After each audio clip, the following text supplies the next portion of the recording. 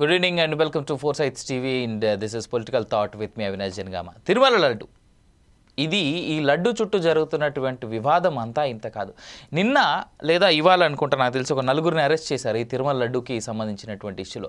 నలుగురు అరెస్ట్ తర్వాత మళ్ళీ ఈ వివాదం అనేటువంటిది ముందుకు వచ్చింది. ఎంతసేపు అంటే రాజకీయం కోసమే జరుగుతూ ఉందా ఇది, లేదు అంటే దీని వెనకాల నిజంగా కుట్ర కోణం ఏమైనా ఉందా? అయితే ఇక్కడ ఇంట్రెస్టింగ్ అంశం ఏంటంటే ఈ నలుగురు వ్యక్తుల అరెస్ట్ కూడా చేయడానికి గల కారణం ఏదైతే జనసేనకు సంబంధించినటువంటి కిరణ్ రాయల్కి సంబంధించినటువంటి ఇష్యూ ఏదైతే ఉందో దాన్ని డైవర్ట్ చేయడానికి ఈ అంశాన్ని పెద్ద ఎత్తున ముందు పెడతా ఉన్నారనేటువంటి మాట వైఎస్ఆర్సీపీ దగ్గర ఉన్నటువంటి నాయకుల దగ్గర నుంచి కార్యకర్తల దగ్గర నుంచి వినిపిస్తూ ఉంది. ఓ పక్క దొండకాయ బెండకాయ అంటూ కిరణ్ రాయల్ని వెక్కిరిస్తూ దానికి సంబంధించినటువంటి పోస్టులు పెడుతూ అతన్ని ఆగమాగం చేస్తూ ఉన్నారు. అతనికి సంబంధించినటువంటి వీడియోలన్నీ బయటికి పెడతా ఉన్నారు. సరే, వాస్తవాలు అనేటువంటి అటు పోలీసులు ఇటు రాజకీయ నాయకులు చెప్పాలి. ఓ పక్క కనిపిస్తూనే ఉన్నాయి అతనికి సంబంధించినటువంటి అన్నీ. అవన్నిటినీ సైడ్ లైన్ చేయడానికి, తప్పుదోవ పట్టించడానికి, పక్కకు పెట్టడానికి ఈ సమాజం ఏదైతే ఎవరైతే ప్రస్తుతం ఉన్నటువంటి కూటమి నేతలు ఉన్నారో, కూటమి నాయకుడు స్పెషల్గా పవన్ కళ్యాణ్ గారు ఉన్నారో, ఆయన ఆడవాళ్ళకి రక్షణగా ఉంటానని చెప్పినటువంటి కళ్యాణ్ లాంటి కళ్యాణ్ స్థాపించినటువంటి జనసేన పార్టీలో ఉన్నటువంటి నేతలే ఆడవాళ్ళ పట్ల చాలా అమానుషంగా ప్రవర్తిస్తూ ఉన్నారు. కాబట్టే ఈ లడ్డు అంశాన్ని మళ్ళీ పైకి తీసుకొచ్చి నలుగురిని అరెస్ట్ చేసి ముందు పెట్టారు అనేటువంటి మాట వాదన వినిపిస్తూ ఉంది. దీంట్లో వాస్తవం ఎంత? అసలు ఇదే నిజమా? దీనికోసం ఏదైనా జరుగుతూ ఉన్నాయా? ఇదే ఇవాళ మన పొలిటికల్ థాట్లో మేజర్ సబ్జెక్ట్. సో మనతో పాటు జాయిన్ అవుతూ ఉన్నారు బొట్ల రామారావు గారు, అదేవిధంగా జనసేన నుంచి చందు గారు జాయిన్ అవుతూ ఉన్నారు. అదేవిధంగా కాసేపట్లో మస్తానరావు గారు కూడా అనలిస్ట్ జాయిన్ అవుతారు. అలాగే టీడీపీ నుంచి రాఘవ గారు కూడా జాయిన్ అవుతారు. ముందు రామారావు గారితో మొదలెడదాం. వైసీపీ నేత రామారావు గారు, good evening and welcome to four sides and political thought. మీ ఒపీనియన్ ఏంటి? అంటే చాలామంది వైసీపీ నేతల దగ్గర నుంచి వినిపిస్తున్నటువంటి మాట ఏంటంటే కిరణ్ రాయల్కి సంబంధించినటువంటి అంశాన్ని పక్కన పెట్టడానికి మాత్రమే ఈ లడ్డు గురించి, లడ్డు అంశంలో నలుగురిని అరెస్ట్ చేశారనేటువంటి మాట వినిపిస్తూ ఉంది. వాస్తవే కదండి. ఇక్కడ కిరణ్ రాయల్ అనేటువంటి వ్యక్తి మీద లక్ష్మి అనేటటువంటి మహిళ చేసినటువంటి ఆరోపణ ఎవిడెన్స్ తోటి సహా వీడియోలో చూపించింది. మరి ఆ వీడియోలో ఖచ్చితంగా అతను కిరణ్ రాయల్ మాట్లాడినటువంటి అంశాలు కానీ అవన్నీ కూడా మనకి అర్థమవుతా ఉన్నాయి. ఏదైతే జనసేన పార్టీ మేము మహిళల పట్ల చాలా ఖచ్చితమైనటువంటి తత్వం చేస్తామనేటువంటి పార్టీ ఈరోజు అడ్డంగా బుక్ అయినటువంటి అంశం మనకు తెలిసింది. మరి ఈ డైవర్షన్ పాలిటిక్స్ కి కేర్ ఆఫ్ అడ్రస్ ఈ కూటమి ప్రభుత్వం కదండి. గత 8-9 నెలలుగా చేస్తున్నటువంటి అంశాలు మనం చూస్తా ఉన్నాం. అందులో భాగంగానే జరిగి ఉండొచ్చు. అట్లాగే ఇది ఏదైనా కూడా ఇప్పుడు లడ్డు కల్తీ విషయంలో గందరగోళం చేశారండి. ప్రపంచం మొత్తం సంబంధించినటువంటి ఆధ్యాత్మిక క్షేత్రమైనటువంటి తిరుమలకు సంబంధించి పవిత్రమైనటువంటి దాన్ని కాపాడుకోవడానికి ఇంటర్నల్ గా చేయాల్సినటువంటి అంశాన్ని అన్నిటి కూడా ఎక్స్టర్నల్ గా చేసి ఆ డైవర్షన్ పాలిటిక్స్ దీన్ని కూడా వాడుకున్నారు. మనం చూసాం గతంలో, వీటన్నిటిని చూసాం. మరి ఈ పని మొదట్లో చేయొచ్చు కదా. ఎవరైనా సరే ఆరోపణలు ఉంటే వాళ్ళ మీద విచారణ చేసుకునేటువంటి అధికారం ఆ యొక్క ప్రభుత్వాలకు ఉంటాయి. కాబట్టి ఆ విధంగా కాకుండా మొట్టమొదట అదంతా కూడా వైఎస్ఆర్సీపీ మీద డైవర్షన్ పాలిటిక్స్ ఉపయోగించి ఇదంతా కూడా చేసినటువంటి విషయం మనందరూ తెలుసు. అట్లాగే తర్వాత ఈ అంశాలన్నిటిని కూడా ఏదైతే తిరుమలలో జరుగుతున్నటువంటి అపవిత్రమైనటువంటి అంశాలు కానీ, అట్లాగే తర్వాత వైకుంఠ ద్వార దర్శనం అప్పుడు జరిగినటువంటి అంశాల మీద కూడా సెంట్రల్ గవర్నమెంట్ హోమ్ డిపార్ట్మెంట్ ఒక ఎంక్వైరీ చేస్తే దాన్ని ఆప్సోపాలు పడి పవన్ కళ్యాణ్ గారు, చంద్రబాబు గారు దాన్ని ఆపించుకున్నటువంటి విషయం కూడా మనం చూసామండి.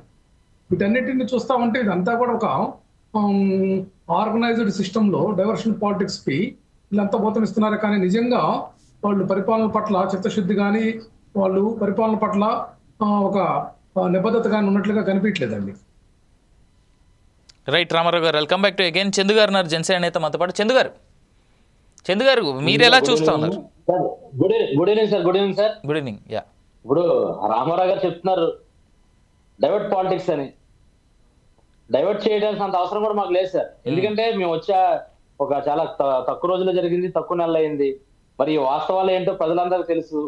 డైవర్ట్ పాలిటిక్స్ చేయడానికి స్వామివారిని అడ్డం పెట్టుకోవాల్సిన అవసరం మాకు లేదు. మరి గతంలో ఎన్నో చేసి అవన్నీ కూడా చేయడానికి కప్పుకోవడానికి వాళ్ళు జగన్మోహన్ రెడ్డి గారు చేసినవి చాలా ఉన్నాయి. మరి ఆయన అంటున్నారు గతంలో మరి ఇది చెప్పినప్పుడే విచారణ చేయొచ్చు కదా అని. విచారణ కొంత టైం పడుతుంది. మరి రామారావు గారు తెలుసుకోవాలి. ఇది సుప్రీంకోర్టులోకి వెళ్ళిన తర్వాతే వచ్చింది. ఇకపోతే కిరణ్ రాయల్ అని చెప్తున్నారు కదండి. కిరణ్ రాయల్ అధికారంలో మీరు ఉన్నప్పుడే మీ మీద దుమ్మెత్తి మీ అవినీతిని, మీ యొక్క అరాచకాలని కూడా ఎప్పటికప్పుడు ప్రెస్ మీట్లు పెడితేనే మీరు ఏమి చేయలేకపోయారు. ఈ రోజు ప్రభుత్వంలో మేము ఉంటున్నాక ఎటువంటి అంటే ఆయన చేయకపోయినప్పటికి కూడా ఏదో కల్పిత పాత్రలో కొంతమంది సృష్టించి మీరు పెయిడ్ ఆర్టిస్టులు మీకు అలవాటు కదా, ఈ వైసీపీ ప్రభుత్వానికి బాగా అలవాటు పెయిడ్ ఆర్టిస్టులు పెట్టి చేయించడం. అదే రకంగా ఒక లేడీని వాడారు, ఆవిడ నిజాలు ఏంటో తెలుస్తాయి. మరి మా పవన్ కళ్యాణ్ గారు ఒకటి గ్రహించాలి, తప్పు చేస్తే అది ఆరోపణలు వచ్చిన తర్వాత అది నిజాలు తెలిసే లోపలే ఈ రోజు ప్రతి పార్టీ నుంచి మేము వాళ్ళని బహిష్కరించి కొద్ది రోజులు పార్టీ కార్యక్రమాలు దూరం ఉండడం అని లెటర్ ఇవ్వడం కూడా మా పార్టీ ఆలోచన జరిగింది. అంటే మేము ఏ రకంగా చర్యలు తీసుకుంటున్నామో కూడా ఒకసారి ఆలోచించాలి రామారావు గారు. ఎందుకంటే ఇది వైసీపీ ప్రభుత్వం కాదు, అందుట్లో అక్కడ ఉన్న నాయకుడు జగన్మోహన్ రెడ్డి కాదు. ఎందుకంటే మీలాగా డోర్ డెలివరీ చేస్తే పార్టీ నుంచి సస్పెండ్ చేయకుండా ఒక కార్యక్రమాల్లో ఎదురుగా తీసుకొచ్చి కూర్చోబెట్టుకున్న వ్యక్తి మీ జగన్మోహన్ రెడ్డి. మీ జగన్మోహన్ రెడ్డి గారు డోర్ డెలివరీ చేసి జొమాటో ఆర్డర్ లాగా ఒక మనిషిని చంపేసి అక్కడ డోర్ డెలివరీ చేస్తే మరి అతను తీసుకెళ్లి ఎదురుగా కూర్చోబెట్టుకున్నటువంటి వ్యక్తి జగన్మోహన్ రెడ్డి. మరి ఇకపోతే ఇంక చాలా చేశారు, ఎన్నో అవినీతి చేశారు, ఎన్నో చేసిన పట్టబోయలు ఏమన్నప్పటికీ కూడా వాళ్ళందరినీ కూడా మీరు ఎక్కడికక్కడ కాపాడుకుంటూ వచ్చారు. కానీ మేము కిరణ్ రాయల్ని డైవర్ట్ చేయడానికో లేకపోతే వేరే చేయడానికో ఇది కాదండి. లడ్డు అనేది కల్తీ జరిగింది, అది 100% అది నిజం. ఎందుకంటే గత ప్రభుత్వం వైసీపీ ప్రభుత్వం ఏదైతే ఉందో ఈ యొక్క కంపెనీకి ఆ టెండర్ ఇచ్చిన మాట నిజమే కదండి. 319 రూపాయలు 80 పైసలకి మరి ఆనాడు జగన్మోహన్ రెడ్డి గారు 10 లక్షల కిలోల ఆవు నెయ్యి కోసం మరి ఆ రోజు మరి ఇవ్వడం జరిగింది. అది వాస్తవం కాదంటారా? రామారావు గారు చెప్తారా దీని మీద? మీ ప్రభుత్వంలో మరి మీ జగన్మోహన్ రెడ్డి గారే కదా ఈ టెండర్ ఇచ్చింది. ఆ టెండర్ లో కూడా ఏమవుతుంది మీకు తెలుసా? మీకు నన్ను జరిగిన వాస్తవాలు ఏంటో తెలుసా? బోలే బాబా కంపెనీ నుంచి 355 రూపాయలకు కొని శ్రీ వైష్ణవి కంపెనీ దాన్ని ఎన్ఆర్ కంపెనీ ఏదైతే ఉందో ఈ కంపెనీకి మరి ఇచ్చారు. అంటే నష్టానికి అమ్ముతారా? ఎవరైనా కంపెనీ పెట్టారని లాభం చూస్తారు కానీ నష్టానికి అమ్మారంటే అంటే దీంట్లో ఎంత కల్తీ జరిగింది? ఈ కల్తీ అవినీతి చేశారు. కేవలం స్వామివారి ప్రసాదాన్ని కల్తీ జరిగితే ఎవరైనా సరే చాలా ఇదే దెబ్బతింటారు. ఆ విధంగానే అనుకోవాలి. మరి జగన్మోహన్ రెడ్డి మొట్టమొదటి పతనానికి ఇదే కారణం అనుకోవాలి. ఎందుకంటే చాలా అవినీతి చేశారు. అంటే మతాలు అన్నదే ప్రతి ఎవరి మతం వాళ్ళకి గొప్ప, వాళ్ళ గౌరవం. కానీ ఇక్కడ ఎన్నో అన్ని మత ప్రచారాలు చేశారు, చాలా విధాలు చేశారు. అక్కడ బస్ టికెట్ల మీద వెనకాల యేసు ప్రభు సంబంధించి వేశారు. అయినప్పటికి కూడా ఎన్ని జరిగినా సరే ఈ అవినీతి కోణాన్ని తీసుకొచ్చింది పవన్ కళ్యాణ్ గారు. దాన్ని మీరేం చేశారంటే పాలిటిక్స్ డైవర్ట్ చేస్తున్నాడు ఈయన. కేవలం ఏంటంటే పథకాలు తప్పించడానికి కొంతమంది, లేకపోతే వేరే టాపిక్ లోకి వెళ్తారంటే కొంతమంది. దీన్ని కేవలం ఏంటంటే కల్పితాలు. మీ ప్రభుత్వం చేసిన అవినీతి ఎక్కడ బట్టబయలు అవుద్దని చెప్పని ఒక భయంతో ఈ రోజు మీ జగన్మోహన్ రెడ్డి గారు మీ యొక్క వైసీపీ నాయకులు ఈ పేడ్ ఆర్టిస్టులు పెట్టుకొని చేస్తున్నారు తప్పించి దీంట్లో 100% కల్తీ జరిగింది కాబట్టి సిట్టు విచారణలో ఉన్నటువంటి ఆ 4 దోషుల్ని పట్టుకున్నారు. ఆ వాళ్ళు ఇంకా మిగతా నిజాలు వస్తాయి. దాని వెనకాల కారణం ఎవరున్నారు ఏంటన్నది కూడా నిజాలు తెలుస్తాయండి. దీంట్లో మటుకు ఖచ్చితంగా వైసీపీ ప్రభుత్వంలో స్వామివారు ఏదైతే కలియుగ దైవం అనుకొని కొన్ని కోట్ల మంది ప్రజలు ఆరాధిస్తున్నట్టు వెంకటేశ్వర స్వామి మరి కల్తీ జరిగిందని చెప్పి ఖచ్చితంగా అనుకోని దీంట్లో మటుకు ఎటువంటి పాలిటిక్స్ డైవర్షన్ లేవండి. దాని మీద యాక్షన్ తీసుకోవాలని కళ్యాణ్ గారు ఆ రోజు, ఎందుకంటే అది అప్పటికప్పుడు చేసింది కూడా కాదు. గతంలో ఒకసారి తిరుపతి వచ్చినప్పుడు ఆయన చెప్పారు ఇక్కడ కొన్ని జరుగుతున్నాయి, దాన్ని విచారణ జరిపించాలి, త్వరలో నేను బయటకు తెస్తానని. అలాగే అధికారంలోకి వచ్చిన తర్వాత దాన్ని బయటకు తీసుకొచ్చారు. ఈ రోజు కిరణ్ రాయల్కి ఈ లడ్డు విషయానికి ఎటువంటి సంబంధం లేదు. ఎందుకంటే ఒకటి తెలుసుకోవాలి, చట్టాలు అనేవి కొన్ని ఉన్నాయి. చట్టాలు చేసే పని చట్టం చేస్తుంది, ప్రభుత్వం చేసే పని ప్రభుత్వం చేస్తుంది. ప్రభుత్వానికి చట్టానికి సంబంధం ఉండదని కూడా తెలుసుకోవాలని చెప్పి నేను రామారావు గారు తెలియజేస్తున్నాను. రైట్ చందు గారు, వెల్కమ్ బ్యాక్. ఇక్కడ నేను ఒక విషయం చెప్పాలి. In a significant break through CBI arrest చేసినటువంటి వాళ్ళ డీటెయిల్స్ ఏంటంటే the accused include managing director of AR Dairy Rajashekaran, directors of Bole Baba Organic Dairy Vipin Jain and Pinole Jain and CEO of Sri Vaishnavi Dairy Private Limited Apurva Chada. So వీళ్ళని యాక్చువల్గా ఈ SIT టీమ్ని supreme court ఏర్పాటు చేసింది. నాకు తెలిసి రామారావు గారు మీరు ఫాలో అవుతున్నారని నేను అనుకుంటున్నాను. ఈ సిట్ని సుప్రీంకోర్టు ఏర్పాటు చేసింది. అండ్ ఈ సిట్ టీమ్ కూడా not from AP, they are from Hyderabad. ఆ సిట్ టీంలో ఉన్నటువంటి దీన్ని లీడ్ చేస్తున్నటువంటి మేజర్ హెడ్స్ ఎవరైతే ఉన్నారో వాళ్ళు హైదరాబాద్ నుంచి ఏర్పాటు చేయబడ్డారు సుప్రీంకోర్టు ద్వారా. సో నాకు తెలిసి దీంట్లో అవకతవకలు జరిగేందుకు అవకాశం అయితే ఉండదని నేను అనుకుంటా ఉన్నాను. హవెవర్ జరిగేందుకు ఆస్కారం కూడా లేదు. ఎందుకంటే this is happening under the supervision of supreme court కాబట్టి. రైట్, మనతో పాటు మస్తాన్ రావు గారు కూడా జాయిన్ అవుతా ఉన్నారు. మస్తాన్ రావు గారు, good evening sir, welcome. And Mastan Rao గారు, మీ ఇన్సైట్స్ ఏంటండి? ఇప్పుడు ఈ 4 అరెస్ట్ చేయడం, మళ్ళీ తెరపైకి ప్రస్తుతానికి లడ్డు వ్యవహారం రావడం, దీన్ని ఎలా చూడొచ్చు ఇప్పుడు? అంటే ఖచ్చితంగా అండి, సుప్రీంకోర్టు అంటే మనకి ప్రపంచంలో అతిపెద్ద పుణ్యక్షేత్రం, ప్లస్ ఒక భారతదేశానికి సంబంధించి హిందువులు ఏదైతే అత్యధికంగా ఆయన్ని ఆరాధ్య దైవంగా కొలుస్తారో సెంటిమెంట్స్ తో ముడిపడి ఉన్నాయి కాబట్టి సుప్రీంకోర్టు ఇనిషియేటివ్ గా తీసుకున్న నేపథ్యం ఇదంతా కూడా చూస్తే, అంటే రాజకీయాలు చేస్తున్నారు, రాజకీయ విమర్శలు వస్తున్నాయి, రాజకీయాలకి దేవుణ్ణి చేర్చకూడదు అనే దాని మీద కూడా సుప్రీంకోర్టు వెంటనే స్పందించిన పరిస్థితి కూడా ఉంది ఇక్కడ. సో ఆ నేపథ్యంలో కొంత డిలే అయినప్పటికీ, అంటే ప్రజలు కూడా అప్పుడు ఏంటంటే ఆ లడ్డు కల్తీ వ్యవహారం మొదటిసారిగా చంద్రబాబు నాయుడు గారు తెలుగుదేశం పార్టీ సమావేశంలో ప్రకటించినప్పటికీ కూడా ఆ తర్వాత పవన్ కళ్యాణ్ గారు ధర్మ పోరాట దీక్ష కావచ్చు, జగన్మోహన్ రెడ్డి గారు స్పందించే తీరు కావచ్చు, ఇవన్నీ కూడా ప్రపంచవ్యాప్తంగా ఉన్న భక్తుల మనోభావాలతో ముడిపడి ఉన్న అంశాన్ని సుప్రీంకోర్టు కూడా గుర్తించింది. సుప్రీంకోర్టు గుర్తించిన నేపథ్యంలోనే ఇప్పుడు అది ఒక కాంక్రీట్ గా అసలు నిజంగా తేల్చాలనే ఉద్దేశంతోనే అటు ఎవరికి కాకుండా అటు రాష్ట్ర ప్రభుత్వంలో ఉన్న అధికారులను, అదేవిధంగా కేంద్రంలోకి సంబంధించి ఎవరైతే కల్తీకి సంబంధించి ఫుడ్ అడల్టరేషన్ కావచ్చు, సిబిఐ అధికారులు కావచ్చు, అందరినీ ఇన్వాల్వ్ చేసిన పరిస్థితి. అయితే ఇప్పుడు ఈ నలుగురిని కూడా A2 నుంచి A5 దాకా పెట్టిన పరిస్థితుల్లో, అంటే ఇది మొదటి నుంచి కూడా మనకి ఆ కల్తీ వ్యవహారం వెలుగులోకి వచ్చినప్పుడు మనకి ఫస్ట్ అనుకున్నదే ఏఆర్ డైరీ కానీ వైష్ణవి వాళ్ళకి సంబంధించి కానీ వాళ్ళకి ఆ కెపాసిటీస్ లేవు, ఇది బోలోబాబా డైరీ నుంచి తీసుకొచ్చారనేది కూడా అప్పుడు వచ్చింది. అయితే ఇప్పుడు ఏంటంటే ఎప్పుడైతే వాళ్ళని ఇప్పుడు అరెస్ట్ చేసిన పరిస్థితి ఉంది కాబట్టి ఇది లీగల్ గా ఒక రూపు సంతరించుకుంది. ఇప్పటి వరకు మనము రాజకీయ విమర్శలు లేదా వాళ్ళ కెపాసిటీస్ లేవు అంటున్నారు. అంటే వాళ్ళందరూ కూడా, అంటే మొదట మనకి త్రిపాఠి గారి నేతృత్వంలో సిఐడి చేపట్టింది, ఆ తర్వాత సుప్రీంకోర్టు ఎప్పుడైతే ఇనిషియేట్ తీసుకుందో వాళ్ళందరూ కూడా ఆపేసిన పరిస్థితి కూడా ఇప్పుడు టోటల్ గా ఏంటంటే కల్తీ వ్యవహారం అనేది పక్కన పెడితే ఆయా కెపాసిటీస్ లేకుండా, అంటే అక్కడ నెయ్యి వ్యవహారంలో కొంత బ్యాక్గ్రౌండ్ ఏదో పనిచేసింది అనేది ఇక్కడ వెల్లడైన అంశం మనకి. అంటే కెపాసిటీస్ లేని కంపెనీలకి నెయ్యి టెండర్లు ఏ విధంగా అంటే మనం అక్కడ తిరుమల తిరుపతి దేవస్థానానికి సంబంధించి ధర్మకర్తలు మండలి ఏదైతే ఉందో వాళ్ళు వెళ్ళి చూసి రావాలి. కన్సర్న్ ఫుడ్ కి సంబంధించిన ఎవరైతే చూస్తారో వాళ్ళు వెళ్ళి అసలు ఆ డైరీలో అక్కడ ఉన్న వాస్తవ పరిస్థితులు కూడా చూసిన తర్వాత ఆ తర్వాత వాళ్ళకి ఆ టెండర్ ని ఓకే చేయాల్సిన అవసరం ఉంది. సో ప్రస్తుతానికి ఏంటంటే ఆ కంపెనీలకి ఆ డైరీలకి సంబంధించి వాళ్ళకి ఆ కెపాసిటీస్ లేవు, అంత సామర్థ్యం లేదు, ప్రతిరోజు ఆ విధంగా నెయ్యిని ఇది లేదు కాబట్టి ఉత్తరప్రదేశ్ నుంచి అక్కడ తెచ్చుకున్నారనే అంశం మాత్రం గుర్తించగలిగారు. దాని మేరకే ఇప్పుడు చేశారు. అయితే ఈ డైరీలకి టెండర్లు ఇవ్వటం వెనక సామర్థ్యం, అంటే యాక్చువల్ గా టెండర్లో ఏముంటుందంటే అండి, వీళ్ళకి ఆ సామర్థ్యం ఉందో లేదో కూడా అదొక నిబంధనగా పెట్టారు. మరి ఆ సామర్థ్యం ఉందా లేదా అనే విషయాన్ని ఎందుకు మరుగున పరిచారు, ఎవరి ఇంట్రెస్ట్ ఉన్నాయి, అదే కదా అప్పట్లో ఆరోపణలు కూడా వచ్చింది ఏంటంటే ఈ డైరీలకి అనుమతి ఇవ్వటం, ఆ టెండర్లలో ఓకే చేయటం అనే విషయం మీద కూడా బ్యాక్గ్రౌండ్, మరి అప్పట్లో ఉన్న ధర్మకర్తల మండలి ఉందా లేకపోతే ఇంకెవరైనా పొలిటికల్ గా ఇన్వాల్వ్, ఎవరి మీద నేనైతే ఆరోపణ చేయట్లేదు, కానీ నెక్స్ట్ పేజ్ లో దాని మీద కూడా దృష్టి కేంద్రీకరిస్తారు. ప్రస్తుతం అయితే ఏంటంటే సామర్థ్యం లేకుండా ఎక్కడి నుంచో తీసుకొచ్చి ఇక్కడ పంపిస్తారు. ఎందుకంటే అప్పట్లోనే మనకి బయటకు వచ్చాయి ట్యాంకర్లు ఇక్కడి నుంచి తమిళనాడులో బోర్డర్ లో ఉన్న అక్కడికి అంత ఉంటే అది అక్కడి నుంచి అక్కడికి చూపిస్తున్నాయి, భోలేబాబాకి సంబంధించిన డైరీకి చూపిస్తున్న పరిస్థితి కూడా ఉంది.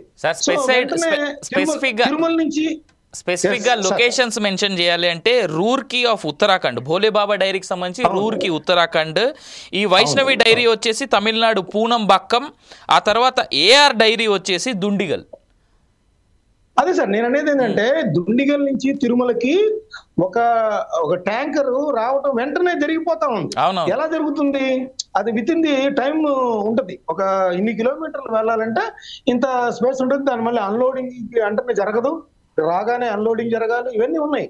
సో ఇవన్నీ కూడా అప్పట్లో ఏదైతే మనకి అందరు కూడా అనుమానాలు లేవనెత్తారో ఇప్పుడు వీళ్ళ అరెస్టుల ద్వారా అంతవరకు మాత్రం నిజం తేలింది. అయితే ఇప్పుడు మనము నెక్స్ట్ దృష్టి సారించాల్సింది ఏంటంటే వీళ్ళు ఇప్పటికి కూడా, అంటే నేననేది ఏంటంటే అసలు ఇప్పుడు సిబిఐ దర్యాప్తు చేశారు, ఇప్పుడు A2 నుంచి A5 దాకా పెట్టారనేది కాదు, అసలు 375కో 475కో కిలో నెయ్యి సమకూర్చుకోవడం అనేది ఇప్పుడు కూడా సాధ్యమయ్యే పని కాదు. ఇప్పుడు సప్లై చేస్తున్న వాళ్ళు కూడా ఏ విధంగా సప్లై చేయగలుగుతున్నారు అనేది కూడా ఎగ్జాక్ట్లీ రైట్ పాయింట్. ఇప్పుడు నేననేది ఏంటంటే ఇప్పుడు మనము ఎవరైతే సాంప్రదాయకంగా ఒక ఆవుల నుంచి కానీ గేదెలు కానీ ఆవునయ్యే వాడతారు, వేరేనా అంటే నేను ఎగ్జాంపుల్ చెప్తున్నా, గేదెల నుంచి కానీ నెయ్యి తీయాలంటే ఎన్ని లీటర్ల మిల్క్ లో నుంచి అది వస్తుంది అనేది కూడా ఉంటది. సో అంత తీసుకోవాలంటే చాలా ఎక్స్పెన్సివ్ అవుతుంది, కనీసం ఒక 1000 రూపాయల పైనే అదంతా ఉంటది. కొంతమంది 3000 కూడా అంటారు, సరే అది వేరే విషయం. మినిమంగా అయితే మార్కెట్లో లభించేది అయితే 1000 రూపాయల పైన, అంటే స్వచ్ఛమైన నెయ్యి. అంటే ఇప్పుడు నేను అనేది అంటే కొంత హెరిటేజ్ లో ఇస్తున్నారా, ఇంకో దానిలో ఇస్తున్నారా, 600కే ఇస్తున్నారు బహిరంగ మార్కెట్లో, అది కాదు. తిరుమల తిరుపతి దేవస్థానానికి సంబంధించి ప్రసాదంలో వాడే నెయ్యికి సంబంధించి ఎటువంటి ఇది లేకుండా స్వచ్ఛమైనది వాడాలండి. స్వచ్ఛమైనది కావాలి అంటే మనకు వేరే ఉంటుంది. ఇప్పుడు నేను ఎగ్జాంపుల్ చెప్తానండి. మన వేరుశనగ నూనె ఇప్పుడు మనకి 200కు కూడా దొరికింది, 200తో 250తో దొరికింది. కానీ నిజమైన వేరుశనగ నూనె మనం ఒక 4-5 కిలోలు దాన్ని ఇచ్చేస్తే గానీ, వేరుశనగ గుళ్ళని చేస్తే గానీ 1 లీటరు రాదు. అంటే ఇప్పుడు కిలో వచ్చేసి 150 రూపాయలు ఉంది. 4 కిలోలు అంటే 600 వేరుశనగ గుళ్ళని గనక ఆడిస్తే గానీ 1 కిలో రాదు. స్వచ్ఛమైంది కావాలి అని. సో ఇప్పుడు తిరుమల తిరుపతి దేవస్థానం అంటే ఈ కేసు అంతా పక్కన పెట్టండి. ఇప్పుడు తిరుమల తిరుపతి దేవస్థానంలో వాడే నెయ్యి మీద కూడా ఖచ్చితంగా ఇప్పుడున్న ఏదైతే బోర్డు మెంబర్స్ ఉన్నారో దాని మీద కూడా కాన్సన్ట్రేట్ చేయాలంట నేను 100%. ఎందుకంటే భక్తులు వాళ్ళు ₹1 ఎక్కువైనా ఆ తిరుమల తిరుపతి దేవస్థానం ప్రసాదాన్ని వాళ్ళు ఒక అపురూపంగా భావిస్తారు, సెంటిమెంట్ గా కూడా ఫీల్ అవుతారు. రైట్ మస్తాన్ గారు, I'll come back to you again. ఇక్కడ ఒక మాట మాత్రం వాస్తవం. మస్తాన్ గారు మీరు మాట్లాడుతూ మాత్రం చాలా ఇంట్రెస్టింగ్ పాయింట్ చెప్పారు. ఏంటి అని అంటే మళ్ళీ ఇప్పుడు ఏదైతే సప్లై జరుగుతుందో దానిపైన కూడా ఏ రకమైనటువంటి చర్యలు కానీ లేదా దానిపైన స్పెషల్ కాన్సన్ట్రేషన్ చేస్తే మంచిది అనేటువంటిది. ఇన్ఫాక్ట్ అది ఆ డౌట్ అందరికి కూడా ఉంది ఇప్పటికి కూడా. ఆ 300 రూపాయలు అనేటువంటి మార్క్ మాత్రం దాటట్లేదు. పోనీ వెంకటేశ్వర స్వామికి ఏమైనా సంపాదన తక్కువ, రోజుకు 3 కోట్లు ఇచ్చేవాళ్ళు ఉన్నారుగా ఆయనకి. రైట్ రామారావు గారు, సో ఇక్కడ ఎలా చూసుకున్నా 300 రూపాయలకి ఎలా ఇచ్చారు? 300 లేదా 325 లేదా 350 అని అనుకుందాం. ఇప్పుడు 390 దాకా పోయింది అనుకుంటే 350 వరకు ఇచ్చినప్పుడు ఏ విధంగా ఇచ్చారనేటువంటి యాంగిల్లోనే ఇప్పటిదాకా ఉంది ప్రశ్న కూడా. సరే ప్రస్తుతాన్ని ఒక్క నిమిషం పక్కనెడదాం. గతంలో మీ మీద ఉన్నటువంటి ఆరోపణ గురించి మనం మాట్లాడదాం. ఇక్కడ ఒక అంశం గమనించాలండి. తిరుమల తిరుపతి దేవస్థానానికి సంబంధించినటువంటి నెయ్యి సప్లై చేయాలంటే ఒక్కరు సప్లై చేసేటటువంటి పరిస్థితి ఉండదండి.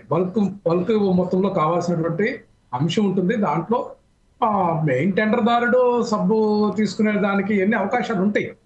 అయితే అవన్నీ కూడా ఆ మెయిన్ టెండర్దారుడు ఎవరైతే ఉన్నారో ఏఆర్ డైరీ వాళ్ళు నాణ్యతా ప్రమాణాలు పాటించాలి. అట్లాగే తిరుమల తిరుపతి దేవస్థానంలో ఉన్నటువంటి విజిలెన్స్ అధికారులు కానీ, తనిఖీ అధికారులు కానీ వాళ్ళ యొక్క బాధ్యత కూడా ఉందండి. ఇక్కడ ఈ అంశాల్లో మనము ఖచ్చితంగా అన్లోడ్ చేసుకునేటప్పుడు కొన్ని నాణ్యతా ప్రమాణాలకు సరితూగలేదని చెప్పి చాలా ట్యాంకర్లు వెనక్కి పంపించినటువంటి విషయం కూడా మనం గతంలో చూసామండి.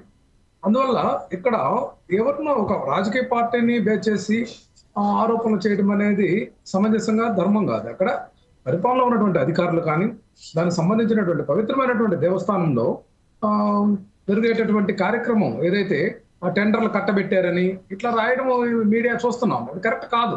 కట్టబెట్టేది ఎట్లా ఉంటుందండి? టెండర్లు, ఓపెన్ టెండరు ఈ రోజంతా కూడా బహిరంగంగా ఏదైతే ఈ ప్రొక్యూర్మెంట్ ద్వారా చేస్తున్నటువంటి విధానం కానీ, టెండర్ ప్రక్రియ కూడా పారదర్శకంగా జరుగుతున్నటువంటి పరిస్థితుల్లో ఎవరైనా కూడా పోటీ పడేటటువంటి పరిస్థితి ఉంది కదండి. మరి దాన్ని కాదని చెప్పి ఏదో కొంతమంది కట్టబెట్టారు అని చెప్పి నెపమంతా కూడా తోయాలని చెప్పి వైఎస్ఆర్సీకి సంబంధించినటువంటి పాలకవర్గం మీద నెట్టాలని చెప్పేటటువంటి ప్రయత్నాన్ని మాత్రం తీవ్రంగా ఖండించాల్సిందేనండి. ఎవరిమైనా కూడా ఇది మంచి పద్ధతి కాదు. ఇది కూడా ఎంతవరకు నిజం నీకు తెలుద్దు అనేది కూడా మనం ఆలోచన చేయాల్సినటువంటి ఆవశ్యకత ఉందండి. ఎందుకంటే ఇప్పుడు అరెస్ట్ చేసినటువంటి వ్యక్తులు వాళ్ళ యొక్క పాత్ర ఏంటి, అసలు కల్తీ జరగడానికి ప్రధానంగా అధికారులు ఎక్కడో చోట టీటీడీలో అధికారులు సహకరించారా లేదా, ఏంటి పరిస్థితి? వస్తుంది అసలు కల్తీ జరిగిందని ఏ ప్రామాణికంగా తీసుకుంటున్నాం? జంతువులు కొవ్వు ఉన్నట్లు నివేదికంటే మనకు తెలుసండి. ఇప్పుడు వాస్తవంగా జంతువులు ఏదైతే రామారావు గారు సబ్జెక్ట్ టు కరెక్షన్ నేను ఒక మాట చెప్తా. అరెస్ట్ చేసిన వారు డైరీలకు సంబంధించినటువంటి వ్యక్తులు, వాళ్ళు రాజకీయ నాయకులు కాదు. దయచేసి అది గమనించుకోవాలి. A2, A3, A4, A5 వీళ్ళంతా డైరీలు ఏవైతే AR dairy, Bolebaba dairy, Vaishnavi dairy ఏవైతే ఉన్నాయో దానికి సంబంధించినటువంటి వ్యక్తులు. ఎక్కడైతే కల్తీ మెయిన్గా జరుగుతుందో ఆ సంస్థలకు సంబంధించినటువంటి వ్యక్తుల్ని అరెస్ట్ చేశారు. సీఈఓలు, డైరెక్టర్లుగా ఉన్నటువంటి వ్యక్తుల్ని. సో వాళ్ళని అరెస్ట్ చేయడం కూడా తప్పు అని అంటే సిట్ చేతులు, అది కూడా సుప్రీంకోర్టు అండర్లో జరుగుతున్నటువంటి ఎంక్వైరీ ఇది. నేను కాదంటలేదండి. ఇప్పుడు సుప్రీంకోర్టు కానీ సిట్ ఏర్పాటు చేశారు, కానీ సిట్ లో ఎవరు ఉంటారండి? ఇప్పుడు మనకి ఇప్పుడు కిరణ్ రాయల అంశంలో కూడా చూస్తే కిరణ్ రాయల దగ్గర మళ్ళీ వద్దాం. ఈ సిట్ని ఏర్పాటు చేసింది సుప్రీంకోర్టు. అది కూడా ఈ మాటలు వస్తాయనే ఆంధ్ర నుంచి ఏ అధికారులు పెట్టకుండా హైదరాబాద్ సిబిఐ నుంచి స్పెషల్ ఆఫీసర్ని నియమించింది సుప్రీంకోర్టు. దయచేసి అది గమనించుకోవాలి. పక్క స్టేట్లో ఉన్నటువంటి అధికారులు పెట్టింది. హైదరాబాద్ తెలంగాణ ప్రభుత్వం ఎవరి కంట్రోల్లో ఉందండి? కాంగ్రెస్ ప్రభుత్వం కాంగ్రెస్ కంట్రోల్లో ఉంది. టీడీపీ ఏమైనా పాలిస్తుందా ఇడ? రేవంత్ రెడ్డి ఆయన చంద్రబాబు నాయుడు ఇద్దరు వాళ్ళే ఉన్నారు సార్. డిఫెండ్ చేసుకోవడానికి మాటలు ఏం లేకపోతే ఇంకేదన్నా మాట్లాడండి సార్. అంతేగాని రేవంత్ రెడ్డి వెళ్ళి చంద్రబాబు సాయం చేస్తా ఉన్నాడు, చంద్రబాబు వెళ్ళి రేవంత్ రెడ్డికి సాయం చేస్తున్నాడు, ఈ కాదు మాట్లాడాల్సింది. ఇక్కడ అవకాశం ఉంది, వాళ్ళలో ఒక అవగాహన ఉంది, అందరికి తెలిసినటువంటి అంశమే. మీరు ఒప్పుకోకపోయినా సరే, నేనైతే ఆరోపించట్లా, అంటే అవకాశం ఉంది అంటున్నా. బట్ ఇక్కడ ఏమంటున్నానంటే, ఏదైతే ఇప్పుడు అరెస్ట్ చేసిన దానికి వైఎస్ఆర్ కాంగ్రెస్ పార్టీ వ్యతిరేకం కాదండి. ఎవరైనా సరే తప్పును గనక ఆరోపణలు వచ్చినప్పుడు ఖచ్చితంగా కేసు ఫైల్ అయినప్పుడు ఖచ్చితంగా అరెస్టులు చేయాల్సిందే. మరి ఇది తర్వాత ఎంక్వైరీలో ఫుల్ ఫ్లెడ్జ్డ్ గా ఏం తేలుతుంది అనేది కూడా మనం గమనించాల్సినటువంటి అవసరం ఉంది. పూర్తి విచారణ, పూర్తి దాని యొక్క ఛార్జ్ షీట్ ఫైల్ అయిన తర్వాత మాత్రమే మనం దీంట్లో తప్పులను పూర్తిగా మనం మాట్లాడటానికి అవకాశం ఉంటుంది అనేది నా భావన అండి. రైట్ చందు గారు చెప్పండి సార్. రైట్, ఇప్పుడు రామారావు గారు చెప్పినటువంటి స్టేట్మెంట్స్ విన్నారు, మీ ఒపీనియన్ ఏంటి ఆయన చెప్పినటువంటి స్టేట్మెంట్స్ పైన? అంటే చాలా హాస్యాస్పదంగా ఉంది. అంటే రామారావు గారు డైరెక్టర్ ఏంటంటే సాక్షి పేపర్ ఎదురుపెట్టుకుని దాంట్లో ఏంటంటే వాళ్ళ పేపర్ వాళ్ళు అనుగుణంగా రాస్తారు కాబట్టి మొత్తం లైన్ టు లైన్ ఒక సాక్షి అనే ఎడ్డింకి మానేసి మెత్తదంతా చదివారు కాబట్టి వాళ్ళకి వాస్తవంగా వాళ్ళ మీద కాదని ఉంటుంది. వాస్తవాలకు వెళ్తే ఈ రోజున సిట్ అనేది సుప్రీంకోర్టు తీర్పు, అది మనం ప్రభుత్వాలు చేసేది కాదు. ఆయన అన్నట్టు హైదరాబాద్ నుంచి వస్తే రేవంత్ రెడ్డి గారు చెప్పారని చెప్పి సుప్రీంకోర్టులో చట్టాలు మార్చే పరిస్థితి అయితే లేదండి. చట్టాలకు అనుగుణంగానే ఈ రోజు కల్తీ జరిగిన వాస్తవం. ఎందుకంటే గత ఏడాది జూలై 6వ తారీఖు 17వ తారీఖులో 4 ట్యాంకర్లో కల్తీ జరిగిందని చెప్పని గుజరాత్ కి ఎన్డీడీపీ క్యాప్ ల్యాబ్ కి పంపించారండి. దాంట్లో అక్కడ వాస్తవాలు బయటపడ్డాయి. ఏదైతే కొవ్వు పదార్థాలు కలిసినాయని, పంది కొవ్వు కలిసినాయని నిర్ధారణ చేశారు ల్యాబ్ లో. ఈ వాస్తవం కాదంటారా? అంటే గత ప్రభుత్వంలో ఇచ్చిన టెండర్లు ఏవైతే ఉన్నాయో, అంటే ఇప్పుడు అంటున్నారు కదా సబ్సిడీ తీసుకుని ఉంటారు, టెండర్లు ఒకరు తీసుకుంటారు, ఒకలే అంత సప్లై చేయలేరండి. వాస్తవే. అలాగని చెప్పి ఏం చేస్తారండి, సామర్థ్యం లేదని చెప్పని 10 రూపాయలు వస్తుంది 5 రూపాయలకు అమ్మరు కదా. మరి ఈ రోజు 355 రూపాయలు కొన్న నెయ్యిని తీసుకొచ్చి 319 రూపాయలు 80 పైసలకి ఏ రకంగా టెండర్లు తీసుకున్నారు, ఏ రకంగా ఈ తిరుపతికి సప్లై చేశారండి? అంటే కల్తీ చేద్దాం ఉద్దేశంతోనే కదా ఎక్కువ కొని ఏదైతే ఉన్నాయో ఈ కొవ్వు పదార్థాలని కలిపి స్వామివారి ఏదైతే కలియుగ దైవం ఎన్నో కోట్ల మంది ప్రజలు ఆరాధిస్తున్నటువంటి వెంకటేశ్వర స్వామి మరి తింటున్న ప్రసాదంలో కల్తీ చేశారంటే ఇంతకన్నా పాపం ఇంకోటి ఉంటుందా ఈ ప్రభుత్వానికి? చెప్పండి. వైసీపీ ప్రభుత్వానికి గత ప్రభుత్వం చేసిన అన్ని కూడా అవినీతిలే. చేసిన తప్పును కప్పుచ్చుకోవడానికి ఈ రోజు వైసీపీ ఏదైతే మాట్లాడుతుంది, కిరణ్ రాయలు అంటారు, లేకపోతే సిట్టు సుప్రీంకోర్టుకి అన్ని అనుకూలంగా ఉన్నాయి. ఏంటంటే సుప్రీంకోర్టు అనుకూలంగా ఉన్నది. ఇప్పుడు ఈ రోజు విచారణ రాయల కింద వచ్చిందన్నారు. విచారణకి దానికి సంబంధం ఈ రోజు వాయిదా ఉంటది. ఈ రోజే ఒక జనసేన పార్టీ నేతనో లేదా ఒక టీడీపీ నేతకో లేదా బీజేపీ నేతకో ఏదో జరుగుద్ది. విచారణ జరిగిన జడ్జిమెంట్ డేటును ఆయనకు జరిగింది ఒకే రోజు అంటే ఆయన గురించి ఆయన జడ్జిమెంట్ పెట్టాడు జడ్జి గారు ఏమన్నా? కాదు కదా. విచారణ అన్నది అది వాయిదాల పద్ధతిలో జరుగుతుంటది. అది జరిగిన ఏ యొక్క ఆధారాలు అయితే ఉన్నాయో ఆధారాలను బట్టి దాని యొక్క అన్ని కూడా బయట పెట్టే అంశం ఉంటది. అంతేగాని నిన్న కిరణ్ రాయ్ గారిది వచ్చింది అందుకే రాత్రి ఇది పెట్టినట్టునే ఈ పరిస్థితి అయితే ఈ కూటమి ప్రభుత్వంలో లేదండి. ఏదైతే కల్తీ జరిగిందో కల్తీ మీద సుప్రీంకోర్టు తీసుకున్న నిర్ణయానికి మేము కూడా కట్టుబడి ఉన్నాం. అది ఇంకా ముందుకెళ్లి ఏదైతే దాని వెనకాల ఎవరెవరు ఉన్నారో గత ప్రభుత్వంలో ఎవరైతే నాయకులు ఉన్నారో మేము పర్టికులర్ చెప్పట్లా. అది జగన్మోహన్ రెడ్డి చేశాడు, లేకపోతే అక్కడ ఉన్న చైర్మన్ వైవి సుబ్బారెడ్డి చేశాడు అని చెప్పట్లా. మేము ఎవరైతే ఈ వైసీపీ నాయకుల హస్తం ఉందో, ఆ టీటీడీ బోర్డు మెంబర్ల హస్తం ఉందో, దీని టీటీ బోర్డు మెంబర్ అందరూ కూడా వైసీపీ నాయకులే. మరి వాళ్ళు ఎవరు చేశారు, దీనిపై పాత్ర ఎవరిది, ఈ కల్తీ జరగడానికి కారకులు ఎవరు, వాళ్ళని ప్రోత్సహించింది ఎవరు, వాళ్ళ ద్వారా చేసి ఈరోజు స్వామివారికి అపశృతి తీసుకొచ్చి ఎంతో మంది ప్రజల గుండెల్లో ఆవేదన వ్యక్తం చేసినటువంటి నాయకులు ఎవరో త్వరలో అది కూడా బయటకు వస్తుందని చెప్పి కూడా మీకు తెలియజేస్తామండి. అంతేగా రామారావు గారు వాస్తవాలు కప్పబెట్టి సాక్షి పేపర్లు చదివితే కుదరదండి. మిగతా పేపర్లు కూడా చదవండి, వాస్తవాలు ఏంటో తెలుస్తాయి మీకు. ఎందుకంటే జరిగిన వాస్తవాలు రాశారు అక్కడ. ఇప్పుడు మనకు చెప్పినట్టు అవినేష్ గారు చెప్పినట్టు వాస్తవంగా అన్ని డైరీ ఫామ్ లో ఉన్న వారిని మాత్రమే అరెస్ట్ చేశారు అక్కడ. ఎందుకంటే ఎవరిని కూడా ఈ రాజకీయ నాయకులు చేయలే. రాజకీయ నాయకులు ప్రత్యామ్నాయం అక్కడ ఏం ఉండొచ్చు, కానీ దాంట్లో ఎవరైతే ఉన్నారో వాళ్ళని అరెస్ట్ చేసి వీళ్ళని బట్టి వాళ్ళు బయటకు వచ్చే అవసరం ఉంటుంది. అప్పుడు మీ నాయకులు బయటకు వస్తారు ఖచ్చితంగా. దీంట్లో కల్తీ జరిగిందండి. కల్తీ జరిగిందని గుజరాత్ ఉన్నటువంటి ఎన్డీడీపీఏ క్యాప్ ల్యాబ్ లో నిర్ధారించారు. కొవ్వు పదార్థాలు ఉన్నాయని, పంది కొవ్వు కలిసిందని. మరి అటువంటి నిర్ధారించినప్పుడు అది వాస్తవం. ఆ వాస్తవాలను విచారణ జరిపి ఈ రోజు సుప్రీంకోర్టు తీర్పిచ్చింది. తీర్పు ఇవ్వలేదు చందు గారు సబ్జెక్టు కరెక్షన్. సుప్రీంకోర్టు తీర్పు ఇవ్వలేదు. సుప్రీంకోర్టు సిట్టును ఏర్పాటు చేసి వాళ్ళని అరెస్ట్ చేయడానికి మాత్రమే ప్రాసెస్ ఇచ్చింది. తీర్పు కాదండి, సిట్టు విచారణలో వాళ్ళని చేయడానికి తీసుకున్నారు. అంతే, కస్టడీలోకి తీసుకున్నారు, వాళ్ళు అరెస్ట్ చేశారు. రైట్, కస్టడీ తీసుకున్నారు అంటే విచారణ జరుపుతారు. ఇంక దీని వెనకాల ఎవరున్నారు ఏంటి అన్నది వాళ్ళు తెలుసుకోవడానికి. రైట్ మస్తాన్ గారు, I'll come back to you sir. ఎందుకంటే నేను మీతో అడగాల్సినటువంటి ప్రశ్న ఒకటి ఉంది. ఈ సీట్లో నేను దీనివల్ల అంటే నేను చెప్పేటువంటి ఈ పేర్ల వల్ల రామారావు గారు కూడా కొన్ని క్లారిటీస్ వస్తాయని నేను అనుకుంటా ఉన్నాను. ఈ సిట్ ఎక్కడి నుంచి నడుస్తుందంటే CBI Hyderabad division joint director Veeresh Prabhu గారి ఆధ్వర్యంలో with the support from Visakha CBI SP Murali Rambha, DIG Gopinath Jetti, IG Sarvashreshtha Tripathi and FSSAI officer Satyakumar Panda ఇంతమంది ఇన్వాల్వ్ అయ్యారు. ఇది supreme court food safety officer exactly food safety officer. ఆయనేమి కేవలం తిరుపతికో లేదా ఏపీకో చెందినటువంటి వ్యక్తి అయితే కాదు కదా, న్యూట్రలైజ్డ్గా ఉండేటువంటి వ్యక్తులు. అసలు ఏపీకి సంబంధించిన వాళ్ళ లేకపోతే పార్టీలకి సపోర్ట్ ఇవన్నీ ఉండదండి. ఎందుకంటే సుప్రీంకోర్టు వన్స్ జాయిన్ అయిన తర్వాత, ఇంటర్ఫియర్ అయిన తర్వాత సుప్రీంకోర్టు పలానా పార్టీకి అనుకూలంగా పలానా ఉండదు. ఎందుకంటే వాళ్ళ నిర్దాక్షిణ్యంగా వాళ్ళని పక్కకు తప్పించేస్తుంది. వాళ్ళ మీద చిన్న వేసమెత్తు వాళ్ళు ఏదన్నా అక్కడ వాళ్ళు ఇంటర్ఫియర్ అయ్యి వాళ్ళ సొంత అభిప్రాయాలు చెప్పించారని కనుక ఏమాత్రం అనుమానం వచ్చినా కూడా వాళ్ళ ఉద్యోగానికి ప్రమాదం. మనం వాళ్ళ మీద ఎవరుంటారు అంటే యాక్చువల్గా ఏంటంటే నేను ఇక్కడ ఒకటి ప్రస్తావిస్తానండి. అంటే నేను ఎవరిని విమర్శించట్లేదు, కానీ జగన్మోహన్ రెడ్డి గారి విషయంలో అనుమానం వ్యక్తం చేశారు. ఆయన ప్రెస్ మీట్ మీరు గమనించినట్టయితే అప్పట్లో ఇప్పుడు ఏముందండి, దీని మీద ఒక కమిటీ వేయమంటారు. కమిటీ వేసినప్పుడు ఏంటి, మా మీదే ఆరోపణలు చేసేలాగా ఒక రిపోర్ట్ ఇస్తారు. ఆ రిపోర్ట్ ఆధారంగా మా మీదకి అంటే అది రొటీన్ ప్రాసెస్. సిబిఐ ఎవరి చేతిలో ఉంటే వాళ్ళ అలా అలిగేషన్స్. నిజానికి ఒకటి చెప్తానండి, అమరావతి దాని మీద క్విడ్ ప్రోకో లాగా దాన్ని ఏమంటారు, అమరావతి భూముల విషయాల్లో ముందుగానే తెలిసిందని ఒకటి చెప్పారు. దాని మీద సిట్ వేశారు. సిట్ వేసినప్పుడు అది చంద్రబాబు నాయుడుకి వ్యతిరేకంగానే వచ్చింది, కానీ వాళ్ళు సుప్రీంకోర్టుకి వెళ్ళిన తర్వాత దాన్ని కొట్టేసింది.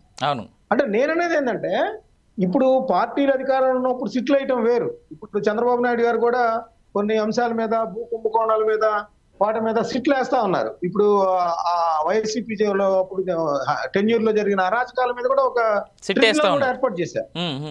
ట్రిబ్యునల్ కూడా ఏర్పాటు చేశారు. మొన్న మంత్రి మండలికి ముందు సమావేశానికి ముందు ప్రకటించారు. నేననేది ఏంటంటే అవన్నీ వేరు. ఎందుకంటే ఇది సుప్రీంకోర్టు ఇంటర్ఫీర్ అయింది. సుప్రీంకోర్టు ఆధ్వర్యంలోనే అందరూ కూడా రిపోర్ట్స్ వాళ్ళకి ఇవ్వాల్సి ఉంటది. ఇది చంద్రబాబు నాయుడు గారికి అనుకూలంగా ఇస్తే బాగుంటుందా లేకపోతే అనేది అధికారులు అంత ఐఏఎస్ ఐపీఎస్ ఇక్కడ ఎవరైతే ఐపీఎస్ అధికారులు ఉన్నారో వాళ్ళు అలా చేస్తారని నేను అనుకోవట్లేదు. ఎందుకంటే సుప్రీంకోర్టు ఒక ఇంటర్ఫీర్ అయినప్పుడు ఒళ్ళు దగ్గర పనిచేస్తారు. వాళ్ళ ఆరోపణలకు తావిచ్చినట్టయితే వాళ్ళ కెరీర్కి కానీ వాళ్ళ ఐపీఎస్ సర్వీసులకు కానీ అన్నిటికీ కూడా అది ప్రమాదకరంగా ఉంటది. సో దానిలో ఎటువంటి అనుమానాలు అయితే నేను అనుకోవట్లేదు. సుప్రీంకోర్టు వన్స్ ఇంటర్ఫీర్ అయిన తర్వాత ఆ నివేదిక సుప్రీంకోర్టుకి ఇస్తారు, వాళ్ళు కూడా దానికి తగ్గట్టు చేస్తారు. అంటే ఇక్కడ ఏమంటారంటే, ఇప్పుడు ఇందాక సార్ చందు గారు చెప్పారు, జనసేనకు సంబంధించిన అధికార ప్రతినిధి, ఆయన ఏమన్నారంటే ఇది భక్తుల మనోభావాలతో ముడిపడిందనే యాంగిలే సుప్రీంకోర్టు కూడా తీసుకుంది. ఇక్కడ వీళ్ళు మనం రాజకీయ ఎత్తుగడలు ఎవరి మీద రుద్దుతాము, కల్తీ జరిగిందా లేదా అవన్నీ ఎన్డీడీబీ రిపోర్టు అనుమానం వ్యక్తం చేసింది. దానిలో ఒక 99% అలానే ఉండొచ్చు. మేబీ ఒక కింద రాస్తారు.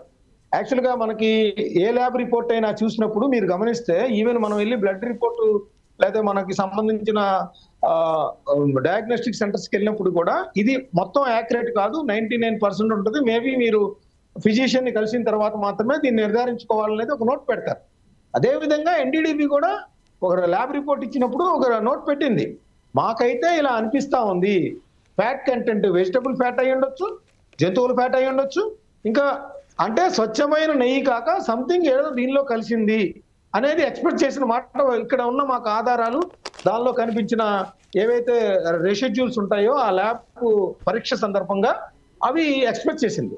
సో ఇప్పుడు ఏంటంటే వాళ్ళు ఒకటి ప్రధానంగా కనుగొంది ఏంటంటేనండి, ప్రస్తుతం అయితే అక్కడ వీళ్ళకి సామర్థ్యం లేదు. ఆ సామర్థ్యం లేదు అనే దాని మీద ఎస్టాబ్లిష్ అయిపోయింది. ఇంకో విషయం ఏంటంటే, ఇప్పుడు మనందరం చర్చించారు, అంటే నేను రాకముందు మీరేం చర్చించలేదు, వాళ్ళు మాట్లాడిన కానీ వాట్సాప్ మెసేజ్లు కానీ వాళ్ళ 2 డైరీల మధ్య జరిగిన అంశాలు కానీ మొత్తం వాళ్ళు సెల్ ఫోన్లన్నీ కూడా డెస్ట్రాయ్ చేసేసారు. డెస్ట్రాయ్ చేసి సుప్రీంకోర్టు కమిటీ అడిగినప్పుడు, మొదటగా దర్యాప్తులో అడిగినప్పుడు వాళ్ళు ఏం చెప్పారంటే అవి పోయినాయి అన్నారు. అందరూ ఒకేసారి ఎందుకు పోతాయ్యా అని చెప్పేసి అడిగారు. ఇప్పుడు ఈ 5 మెన్ కమిటీ అడిగింది, అందరూ ఒకేసారి ఎందుకు పోతాయి, పోవు కదా, అందరికి పోయినాయి అంటే దేర్ సంథింగ్ రాంగ్. సో ఇంకా లోతుగా దర్యాప్తు చేసేసరికి వాళ్ళు ఖచ్చితంగా దీన్ని డెస్ట్రాయ్ చేసేసారు, సిమ్ కార్డులని నాశనం చేసేసారు అనేది వాళ్ళు కనుగొన్నారు. ఇప్పుడు ఆ డెస్ట్రాయ్ చేసిన దానిలో రీస్టోర్ చేసి వాళ్ళ మధ్య ఏం జరిగింది, అసలు ఇప్పుడు ఈ నెయ్యిలో ఇంకేమన్నా కలపడానికి అవకాశం ఉందా? ఎందుకంటే నాకున్న సమాచారం ప్రకారం అప్పట్లో మనకి రమణ గారు ఉన్నారండి, ధర్మకర్తల మండలికి సంబంధించి, అవునవును, తిరుపతిలో ఉంటారు ఆయన. ఆయన ఏమన్నారంటే వీళ్ళు 395కో 425కో 325కో ఎలా ఇస్తున్నారయ్యా అంటే, బ్రెజిల్ కానీ అక్కడ వేరే దేశాల్లో వాళ్ళు చీజ్ అమ్ముతారు, ఆ చీజ్ లో వాళ్ళు ప్రొడక్షన్ చేసేటప్పుడు వాళ్ళు అక్కడ ఉన్న స్థానిక దేశాల్లో లభించే విధంగా వాళ్ళు కొంత ఫ్యాట్ కలపడానికి కూడా అవకాశం ఉంది. వీళ్ళు ఏం చేస్తారంటే ఆ చీజ్ ని ఇక్కడ దీనిలో కలిపేస్తారు, అది తక్కువ రేటుకి వస్తుంది కాబట్టి అప్పుడు ఆ నెయ్యి వాసన లాగే వచ్చింది అని చెప్పేసి అది చెప్పిన పరిస్థితి కూడా ఉంది. మీరు ఆయన ఇంటర్వ్యూ చూస్తే మనం కరెక్ట్ చూస్తే. సో అంటే ఇప్పుడు దాని మీద కూడా దృష్టి సారిస్తారు. అంటే ఒక మాజీ సభ్యుడు ఆ విధంగా చెప్పడానికి కూడా కొంత సుప్రీంకోర్టు కమిటీ కూడా తీసుకుంటది. ఇప్పుడైతే ఒకటే ఎస్టాబ్లిష్ చేసేసారు, అది వాళ్ళకి సామర్థ్యం లేదు, వాళ్ళకి టెండర్లు కట్టబెట్టారు, ఆ టెండర్లు కట్టబెడతాలో వెస్టర్న్ ఇంట్రెస్ట్ ఉన్నాయి అనేది నెక్స్ట్ ఎస్టాబ్లిష్ చేస్తారు నాకు తెలిసి. ఎందుకంటే ఒక సామర్థ్యం లేని కంపెనీకి ఒక కోట్లాది మంది భక్తులతో ముడిపడి ఉన్న, సెంటిమెంట్ తో ముడిపడి ఉన్న అంశాన్ని పక్కన పెట్టేసి నిర్లక్ష్యం వహించి, ఇప్పుడు వెంకటేశ్వర స్వామి ఏమి నాకు తక్కువలో కల్తీ పెట్టి లేకపోతే తక్కువ నాణ్యత ప్రమాణాల కన్నా నెయ్యి తీసుకొని చేయమని చెప్పరు కదా, వాళ్ళు ₹1 ఎక్కువ పెడతారు అక్కడ. వాళ్ళు అందుకే ఇందాక మెన్షన్ చేశాను సార్, తిరుపతి దేవస్థానంలో వెంకటేశ్వర స్వామికి ఆదాయం ఏం తక్కువ లేదు, రోజుకు 3 కోట్ల రూపాయలు వస్తున్నాయి మినిమం. అట్లాగా సార్, అసలు ఇప్పుడు అక్కడ కొన్ని వందల కోట్ల రూపాయలు నిత్యానందానికి ఇస్తా ఉంటారు రోజు. ఎగ్జాక్ట్లీ, దాని మీద వచ్చే వడ్డీతోనే పెడుతున్నారు అక్కడ. స్వామివారి హుండీలో వచ్చిన ఆదాయం నుంచి రూపాయి పెడతలా, కేవలం మనకి అన్నదానం దానికి సంబంధించి అన్ని దాతల యొక్క కోట్లాది రూపాయలు, వందల కోట్ల రూపాయలు వేస్తే దాని మీద వచ్చే వడ్డీతో పెడుతున్నారు. అట్లాంటిది లడ్డు విషయంలో చేయలేరా? లడ్డు విషయం ₹50, ₹25 ఇస్తారు, కావాలంటే భక్తులే ఇచ్చుకుంటారు మళ్ళీ కావాలంటే. ఎందుకంటే ఆయన మీద అచంచలమైన విశ్వాసం, ఆయన ద్వారా వాళ్ళ జీవితాలు బాగుపడతాయని, వాళ్ళ వ్యాపార అభివృద్ధి జరిగిద్దని.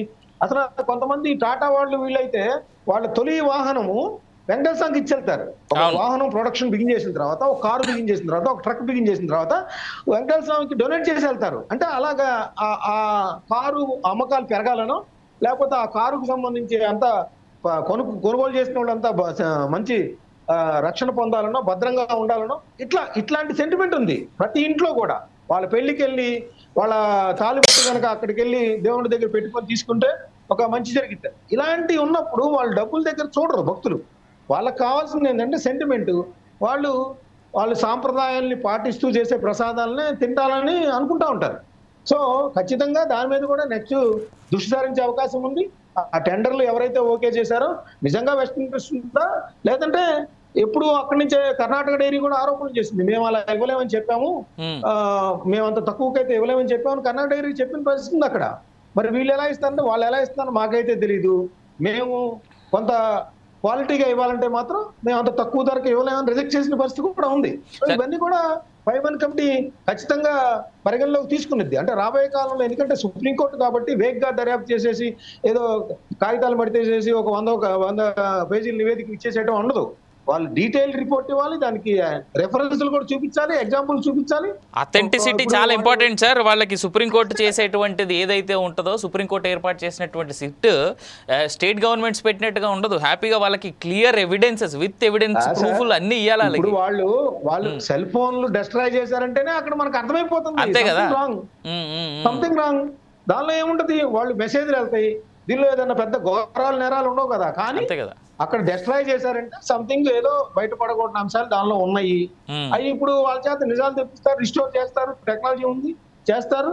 ఆ తర్వాత ఏదైనా రాజకీయ పార్టీ నాయకులు ఇన్వాల్వ్ అయి ఉన్నారా ఆ టెండర్లు దానిలో అనేది కూడా చూస్తారు. అంటే నేను ఎవరి మీద ఆరోపణలు చేయట్లేదు ఇక్కడ, మళ్ళీ వైసీపీ ప్రభుత్వం ఇలా చేసిందా అలా చేస్తున్నాను కదా, నేను ఇప్పుడు కూడా చెబుతున్నాను. అందుకని ఇప్పుడు కూడా తక్కువకే ఇస్తున్నారు, దాని మీద కూడా బోర్డు దృష్టి సారించాల్సిన అవసరం ఉందని కూడా చెప్తున్నాను నేను. రైట్, వద్దాం అదే మాట. నేను ఇప్పుడు చందు గారిని అడుగుతాను, జనసేన నేత ఉన్నారు కాబట్టి మనతో పాటు. చందు గారు, ప్రస్తుతం కూడా నిజంగా వాస్తవానికి ₹400 కంటే తక్కువ రేటే ఇస్తా ఉంది ఈ ప్రభుత్వం కూడా. ఏ రకంగా దాన్ని ప్రజలు విశ్వసించాలి? అంటే గత ప్రభుత్వం మీద మీరు చేయాల్సినటువంటి వాదనలన్నీ చేస్తూ ఉన్నారు, సరే బురదలు వేసుకుంటున్నారా ఇంకేందా అనేటువంటిది మీ అందరి మీద, మీ రాజకీయ నాయకుల మీదే వదిలేద్దాం. కానీ ప్రస్తుతానికి కూడా ₹400 కంటే తక్కువకే ఇస్తా ఉన్నారు కదా నెయ్యిని. అవునండి, అంటే ఇప్పుడు గత ప్రభుత్వం ఇచ్చిన దాన్ని బట్టి ఏదైతే ఉన్నాయో కంపెనీలు బేస్ చేసుకొని ఇప్పుడు ఇంకా రన్ చేస్తున్నారు. దాని మీద కూడా ఇప్పుడు సార్ చెప్పినట్టు త్వరలోనే వాటి మీద విచారణ చేస్తారు సార్. ఇదే ప్రభుత్వం కూడా నిర్ణయం తీసుకుంటది. ఎందుకంటే ఇప్పుడున్న రేటింగ్ చూస్తే చాలా ఎక్కువ ఉంది, మరి తక్కువకి జరుగుతుందంటే కూడా దాని మీద కూడా మరి విచారణ జరిపే అవకాశం ఖచ్చితంగా ఉంటుంది, చేస్తారు కూడా. హలో, చెప్పండి చందు గారు మాట్లాడండి. దాని మీద కూడా ఖచ్చితంగా విచారణ చేస్తారు. చేసి ఇప్పుడున్న రేట్లను బట్టి కూడా అవసరమైతే లడ్డు రేటు పెంచడమా లేకపోతే ఏంటి అన్నది ప్రజల మీద లేకపోతే స్వామివారి డబ్బునే ఉపయోగించడం అన్నది కూడా అంటే చందు గారు నేను ఒక మాట అడుగుతా కామన్ మ్యాన్ గా ఉన్నటువంటి మాలాంటి వాళ్ళకే ఇన్ని అనుమానాలు వస్తా ఉన్నాయి, తక్కువ రేటుకి నెయ్యి దొరుకుతా ఉంటే ప్రభుత్వానికి ఎందుకు ఆ రకమైనటువంటి ఆలోచన రావట్లేదు? ఇంత తక్కువకి నెయ్యి ఎలా వస్తుంది? ఇన్ఫాక్ట్ మీ ప్రభుత్వంలో ఉన్నటువంటి ప్రస్తుత సీఎంకే సొంత డైరీ ఉంది కదా, ఆయనే అమ్ముతున్నాడు 600-700 రూపాయలకి కిలో నెయ్యి. అది వాస్తవం అండి. అంటే ఇక్కడ మీకు వచ్చేటప్పటికి బల్క్ మీద ఇప్పుడు మనం ఒక హోల్సేల్ కంపెనీ చూస్తాం సార్. సపోజ్ ఇప్పుడు ఒక కేజీ బియ్యం కొనడానికి కొంచెం ఎక్కువ టన్నుల్లో కొనడానికి ఒక రేట్ ఉంటుంది. ఆ రకంగా కూడా కొంత తగ్గే అవకాశాలు ఉంటాయి. సార్ అది నెయ్యి సార్, బట్టలు కాదండి బల్క్ లో తగ్గడానికి, లేదా టమాటాలో మామిడికాయలో ఇస్త్రీ ఇంకేవో కాయలు కాదండి, నెయ్యి అండి. అది నువ్వు బల్క్ లో తయారు చేసినా తక్కువ తయారు చేసినా అదే ఖర్చు. సార్ నేను అదే సార్, ఇప్పుడు వాస్తవానికి అది ఎక్కువ టర్న్ ఓవర్ మీద కూడా కొద్దిగా తగ్గే పరిచయం. అంటే ఇప్పుడు ఇంత తక్కువ అని కాదు నేను చెప్తుందండి, అంటే ఎంతో కొంత తగ్గించి ఉంటది, కానీ ప్రజలకు దొరికే అంత ఇదిగా మాట అయితే ఉండదు. త్వరలో దీని మీద కూడా విచారణ జరుగుతుందండి. కూటమి ప్రభుత్వం కూడా ఖచ్చితంగా నిర్ణయం తీసుకుంటది. దాని మీద తీసుకొని ఏదైతే విచారణ కమిటీ చేసి ఈ యొక్క తక్కువనే కాకుండా కరెక్ట్ గా జనాలకు అనుమానం రాకుండా, ఇప్పుడు మీరు అన్నట్టు వాస్తవమే అది, అంటే ఎవరికైనా అనుమానం రావచ్చు. ఇప్పుడున్న బయట పరిస్థితులు చూస్తే ఎంత రేట్ ఉంది, ఇంత తక్కువ రేటుకి ఎలా వస్తుందని. రైట్ టీడీపీ నుంచి రాఘవ్ గారు జాయిన్ అవుతా ఉన్నారు మనతో పాటు. రాఘవ్ గారు good evening and welcome to four sides TV political thought with మీ అవినాష్ జనగామ. రాఘవ్ గారు, నా స్ట్రైట్ క్వశ్చన్, ఇప్పుడు ఈ డిబేట్లో కాస్త లేట్గా జాయిన్ అయ్యారు కాబట్టి ఒక స్ట్రైట్ క్వశ్చన్ అడిగేస్తున్నా. మార్కెట్లో దొరుకుతున్నటువంటి కాస్తో కూస్తో ప్యూరిటీ ఉన్నటువంటి నెయ్యి కనీసం 800 రూపాయలు ఉంది, 800 పైచిలకే చాలా ఎక్కువగా దొరుకుతూ ఉంది. అలాంటిది ప్రస్తుతం ఉన్నటువంటి టీటీడీ పాలక మండలికి, ప్రస్తుతం ఉన్నటువంటి టీటీడీలో ఇస్తున్నటువంటి నెయ్యి కూడా దాదాపు 400 అంతకంటే తక్కువ రూపాయలే ఉంది. ఎలా ఇవ్వగలుగుతా ఉంది? గత ప్రభుత్వం మీద ఇన్ని ఆరోపణలు చేసినటువంటి వాళ్ళు మీరు ఇప్పుడు 400 రూపాయలు అంతకంటే తక్కువకే ఇస్తా ఉంటే ఆ నెయ్యి క్వాలిటీ అని చెప్పేసి ఎలా చెప్పగలుగుతా ఉన్నారు? ముందుగా రాజనౌన్స్ లో ఉన్నటువంటి ఫోర్ సైడ్స్ టీవీ అదే విధంగా సభ్యులందరూ కూడా నమస్కారం. మస్తానరావు గారు, పెద్దలు నమస్తే.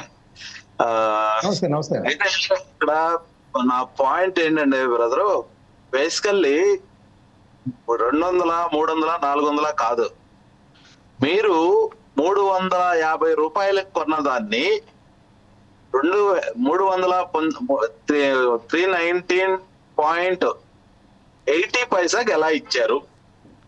ఇక్కడ పాయింట్ అది. ఇప్పుడు 500 రూపాయలదా లేకపోతే 400 రూపాయలు బిలోదా కాదు.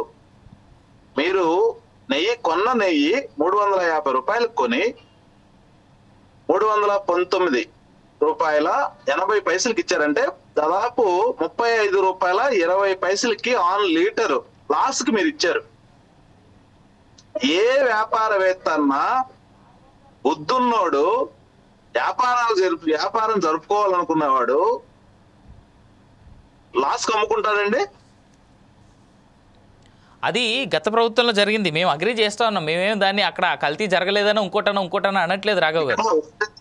ప్రాస్పెక్టివ్ లో ఒకటి, ఇది ఏదైతే జూలై 2024 జూలై 4th అదే విధంగా జూలై 17th ఏవైతే శాంపిల్స్ మన వాళ్ళు తీసుకున్నారో ఆ శాంపిల్స్ ని మనం గుజరాత్ లోనే ఒక ల్యాబొరేటరీకి NDDB అనే ల్యాబొరేటరీకి పంపించి ఆ ల్యాబొరేటరీ చాలా క్లియర్ గా డిసైడ్ చేసింది. ఏం చెప్పింది? దీనిలో ఏవైతే చాలా వ్యర్థ పదార్థాలు ఉన్నాయి, గొడ్డు కొవ్వు గానీ అదే విధంగా పందికి సంబంధించిన కొవ్వు గానీ ఇవన్నీ కూడా కలిసి ఉన్నాయి, ఇది కల్తీ అయిందని చెప్పేసి వాళ్ళు చెప్పారు. కాబట్టి మేము ఆ పర్టికులర్ గా దాన్ని మేము బయటకు తీసుకొచ్చేసి ఈ నెయ్యి కల్తీ నెయ్యి, దీనిలో చాలా వ్యర్థ పదార్థాలు అదే విధంగా మాంసాహార కృతులు ఏవైతే ఉన్నాయో ఇవన్నీ కూడా కలుపుతున్నారు అని చెప్పేసి మేము దాన్ని పాయింట్అవుట్ చేసి దాని గురించి మాట్లాడుతా ఉన్నాం. అయితే ఈ రోజు మీరు అడుగుతున్నారు ఏంటి, 400 బిలో 400కి మీరు ఇస్తున్నారు కదా, మీ పార్టీ ఇస్తుంది కదా, మీ ప్రభుత్వం ఇస్తుంది కదా అని మాట్లాడుతున్నారు. మేము ఒకటే, మేము ఏ చేసినా సరే ఇప్పుడు వాళ్ళు చేసిన దాన్ని క్వాలిటీ చెక్ చేసిన దాన్ని మేము సప్లై చేసిన దాన్ని మేము క్వాలిటీ చెక్ చేసుకోకుండా ఇవ్వం కదా. అయితే నేను మాట్లాడతా రాఘవ్ గారు మేము స్టాండర్డ్స్ ఫాలో అవుతున్నాం. ఒకటండి, మేము స్టాండర్డ్స్ ఫాలో అవుతున్నాం.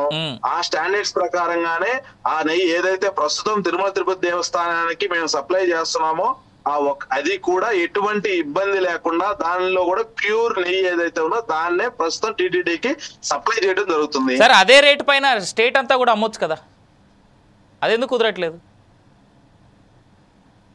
స్టేట్ మొత్తం అంటే అదే రేట్ పైన ఏదైతే 400 రూపాయలు అంతకంటే తక్కువ రేట్లో నెయ్యి ఏదైతే టీటీడీకి సప్లై చేస్తా ఉన్నారో అదే రేట్ పైన రాష్ట్రం అంతా కూడా పబ్లిక్కి కూడా అవైలబుల్లో ఉండేలాగా చేయొచ్చు కదా.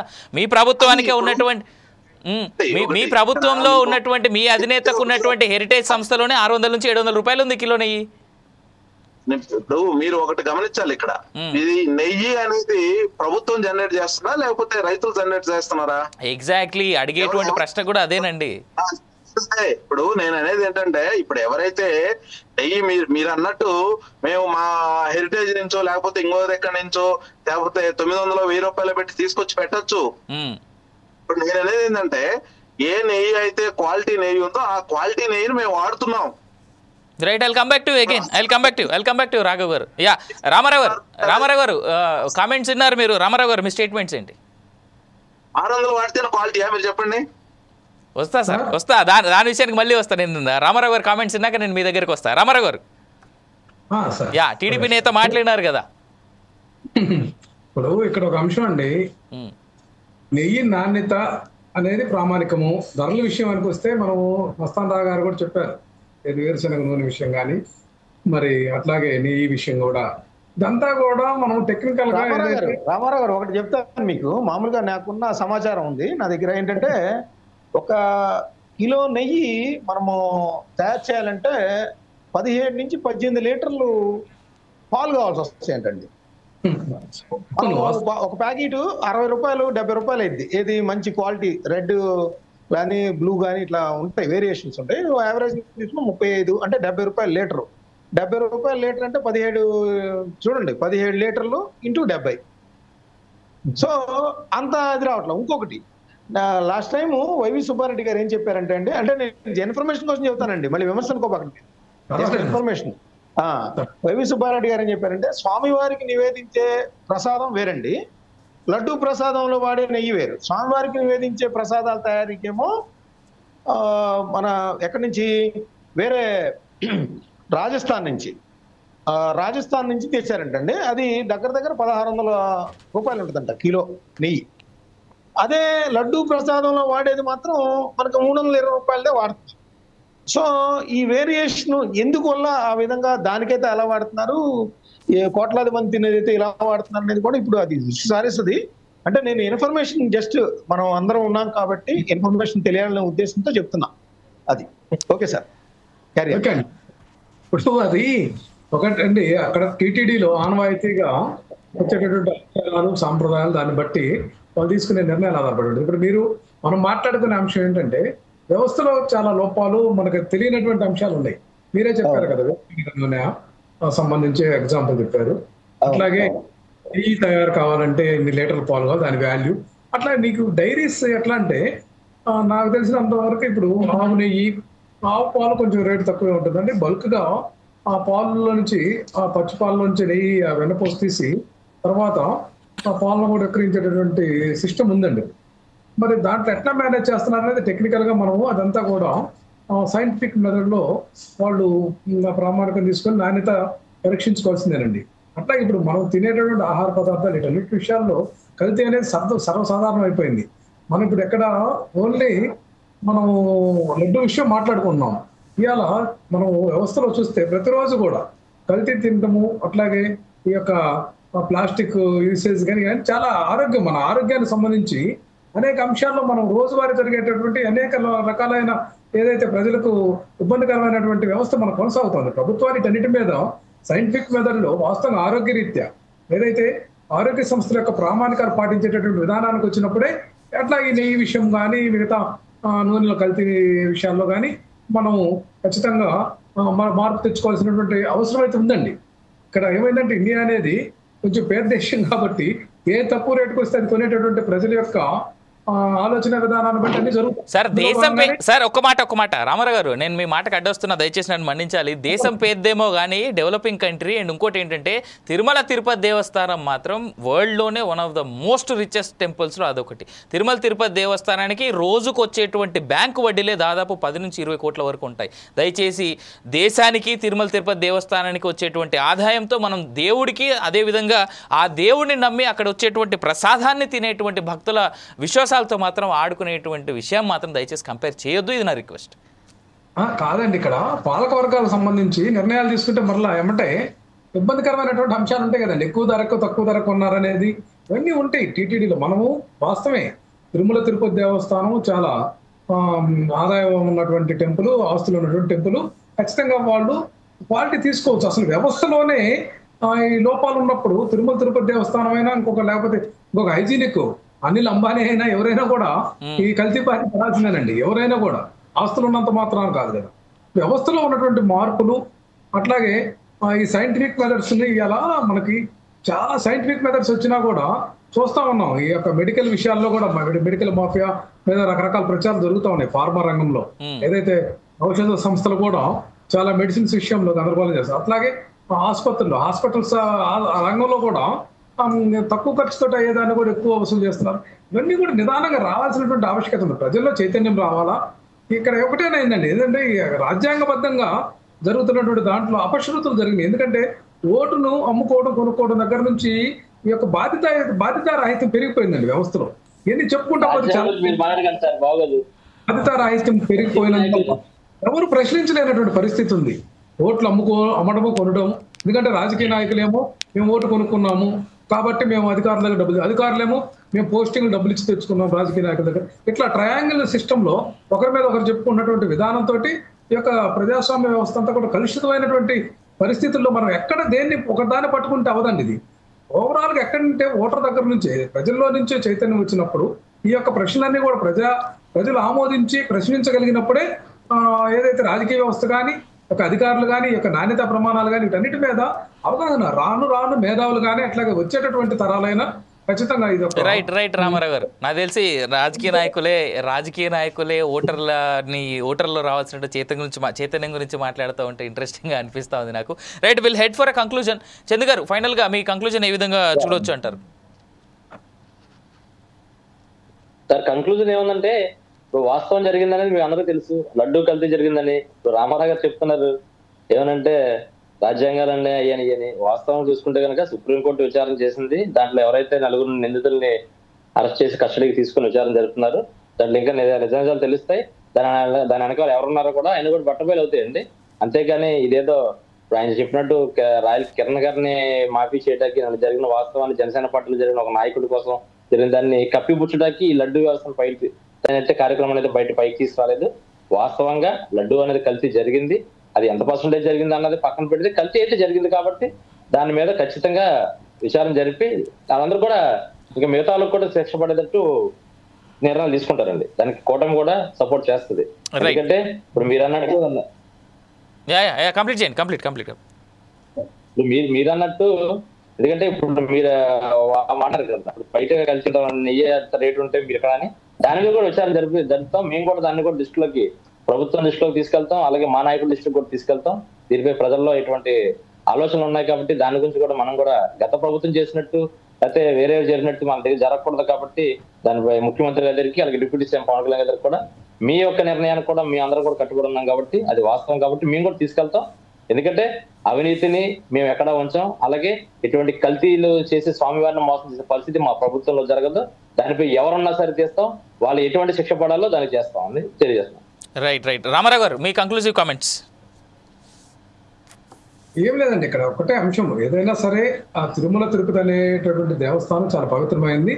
ఇది ప్రపంచంలోనే 2వ స్థానం ఉంది ఆధ్యాత్మిక విషయాల్లో. దీంట్లో ఈ కల్తీ అటువంటి విషయాలు కానీ ఇటువంటి విషయాలు ఇంటర్నల్ గా ఎంక్వైరీ చేసి ఖచ్చితంగా దాన్ని కట్ చేసి సైంటిఫిక్ గా ఎవరైనా బాధ్యత వహించాలి. అట్లాగే ఇక్కడ బాధ్యతారాహిత్యం కూడా లేకుండా అధికారులు కానీ పాలకవర్గం కానీ ప్రయత్నం చేయాల్సినటువంటి ఆవశ్యకత ఉంది. ఎందుకంటే ఇది ఆంధ్రప్రదేశ్ కి సంబంధించి ఒక ఐకానిక్ కాబట్టి దీన్ని మనం కాపాడుకోవాల్సినటువంటి అవసరం ఉంది. ఎందుకంటే తిరుమల తిరుపతి దేవస్థానం వల్ల ఈ యొక్క రాష్ట్ర ప్రభుత్వానికి కూడా పరోక్షంగా ప్రత్యక్షంగా చాలా ఆదాయం వచ్చేటువంటి పరిస్థితే కాక ఇది మనకి ఒక స్టేట్ కి సింబాలిక్ గా కూడా ఉండేటువంటి ఒక పవిత్రమైనటువంటి దేవాలయం. ఈ దేవాలయం పవిత్రతను అందరం కూడా రాజకీయాల రహితంగా ఖచ్చితంగా కాపాడుకొని దీన్ని మంచి పవిత్రమైనటువంటి ఇంకా ఎక్కువగా దాన్ని ట్రాన్స్పరెన్సీ మెథడ్లో ఆ టెంపుల్ కు సంబంధించినటువంటి ఇట్లాంటి లడ్డు నెయ్యి సప్లై కానీ మిగతా వస్తువుల సప్లైలో కానీ అది ఖచ్చితంగా లాభాపేక్ష కాకుండా ఒక బాధ్యతాయుతంగా చేయాల్సినటువంటి ఆవశ్యకత ఉందని మాత్రం నేను మనం చేస్తాను. రైట్ మస్తానరావు గారు, ఫైనల్ గా మీ కంక్లూజివ్ కామెంట్స్. సార్, ఇప్పుడు కల్తీ లడ్డు వ్యవహారము ఇదంతా సుప్రీంకోర్టు 5 మంత్ కమిటీ పెట్టింది, ఆ వ్యవహారం అంతా చూస్తా ఉన్నాను. నేననేది ఏంటంటే గత ఈ లడ్డు కల్తీ వ్యవహారం వచ్చినప్పుడు అనేక అంశాలు వెలుగులోకి వచ్చాయి. అప్పట్లో అక్కడ సాంప్రదాయాలకి పాటించట్లేదని, కోట్లాది రూపాయలు 100 కోట్ల రూపాయలు దుర్వినియోగం అయ్యాయని, అవినీతి జరిగిందని, లేకపోతే భక్తులకు సంబంధించి విఐపీలకే ప్రాధాన్యం ఇచ్చారని, వీటన్నిటి గురించి కూడా చాలా ఆరోపణలు వచ్చాయి. నేననేది ఏంటంటే ఇదేదో సుప్రీంకోర్టు చూస్తుంది అనుకుని కాకుండా ఏదైతే వాళ్ళు ఆరోపణలు చేశారో ఆ ఆరోపణలు కొనసాగించకుండా ఇప్పుడు ధర్మకర్తల మండలి కానీ ఎవరైనా ఫ్యూచర్ లో కానీ ఎవరు అలాంటి వాటికి పాల్పడకుండా ఖచ్చితంగా విజిలెన్స్ ఎంక్వైరీలు కొనసాగించాలి. అది రాజకీయ కక్షాదింపుగా ఉండకూడదు. అక్కడ భక్తుల మనోభావాలే ప్రాతిపదికగా వాళ్ళ నిర్ణయాలు తీసుకునే విధంగా అక్కడ పరిపాలన జరగాలి. వీలుంటే పవన్ కళ్యాణ్ గారు ఏదైతే చెప్పారో ధర్మకర్తల మండలి విషయంలో వాళ్ళు సనాతన ధర్మాన్ని పాటించే వాళ్ళు ఎవరైతే ఉంటారో హిందూ ధర్మ పరిరక్షకులుగా ఉండే వాళ్ళతో ఖచ్చితంగా ఒక బోర్డు ఏర్పాటు చేసి వాళ్ళ ఆధీనంలో కూడా అదంతా భక్తుల మనోభావాలు, సాంప్రదాయాలు 100 ఏళ్ల నుంచి వస్తున్న వాటిని ఎక్కడా ఇబ్బంది పెట్టకుండా దెబ్బతినకుండా చూడాల్సిన బాధ్యత ప్రభుత్వం మీద ఉందనేది నేనైతే చెప్తాను. రైట్ రామారావు గారు, రైట్ మస్తానరావు గారు, ధన్యవాదాలు. ఈ పూట మనతో పాటు పొలిటికల్ థాట్లో పాల్గొన్నందుకు రామారావు గారికి, రాఘవ్ గారికి, చందు గారికి, మస్తాన్ గారికి అందరికీ ధన్యవాదాలు. మరో అంశంతో మళ్ళీ కలిసే కంటే ముందు చివరిగా 4 సైడ్స్ అండ్ అవినాష్ జనగామ మాట ఉంటుంది. ఇందాక మస్తాన్ గారు మాట్లాడుతూ ఒక ఇంట్రెస్టింగ్ మాట అన్నారు. గత ప్రభుత్వం 350 కంటే తక్కువ ఇచ్చింది, వీళ్ళు 400 కంటే తక్కువ ఇస్తున్నారు. పెద్దగా ఉన్నటువంటి డిఫరెన్స్ ఏంటంటే మహా అంటే 50 రూపాయలు, లేదు సరే 100 రూపాయలు అని అనుకుందాం. కానీ బల్క్లో ఇదే 400 రూపాయలకి కామన్ మ్యాన్కి ఎందుకు దొరకట్లేదు? 10 కిలోలు నెలకి వాడేవాళ్ళు ఉన్నారు, 20 కిలోలు ఇంట్లో వాడేవాళ్ళు ఉన్నారు. కానీ ఎందుకు దొరకట్లేదు? అంత బల్క్ అక్కడ దొరుకుతున్నప్పుడు సేమ్ ఐటెం తీసుకొచ్చి పబ్లిక్లో కూడా అమ్మితే అందరూ ఈ 800-1000 రూపాయలు పెట్టుకునేటువంటి రోజులు తగ్గుతాయి కదా. ఈ అంశాన్ని టీటీడీ, ప్రస్తుతం ఉన్నటువంటి టీటీడీ కానీ ప్రస్తుతం ఉన్నటువంటి కూటమి ప్రభుత్వం కానీ ఛాలెంజింగ్గా తీసుకుంటుందా? ప్రజల ముందుకు నిజాలు తేల్చేలాగా ఉంటుందా? హవెవర్ సుప్రీంకోర్టు ఆల్రెడీ సిట్ వేసి సుప్రీంకోర్టు జరుపుతున్నటువంటి విచారణ, దీంట్లో మేము క్వశ్చన్స్ చేయడానికి ఏం లేదు. అరెస్ట్ చేశారు, మంచిది, దాని తర్వాత ఏంటి అనేటువంటిది ప్రశ్న. రాజకీయాలకు లోబడి కాకుండా, రాజకీయాలకి అండర్లో కాకుండా, రాజకీయ వ్యత్యాసాలు అనేటువంటి పక్కన పెట్టి ప్రజలకి, భక్తులకి నిజమైనటువంటి నిజాయితీతో విచారణ జరగాలని మాత్రం కోరుకుంటూ, ప్రస్తుతం కొన్నటువంటి లేదా ప్రస్తుతం కొంటున్నటువంటి నెయ్యి కూడా దాంట్లో ఏమైనా లోపాలు ఉన్నాయా చెక్ చేయాల్సినటువంటి బాధ్యత కూడా ప్రస్తుత ప్రభుత్వం పైన. ఇది ఇవాళ పొలిటికల్ థాట్. నేను అవినాష్ జనగామ, సైనింగ్ ఆఫ్.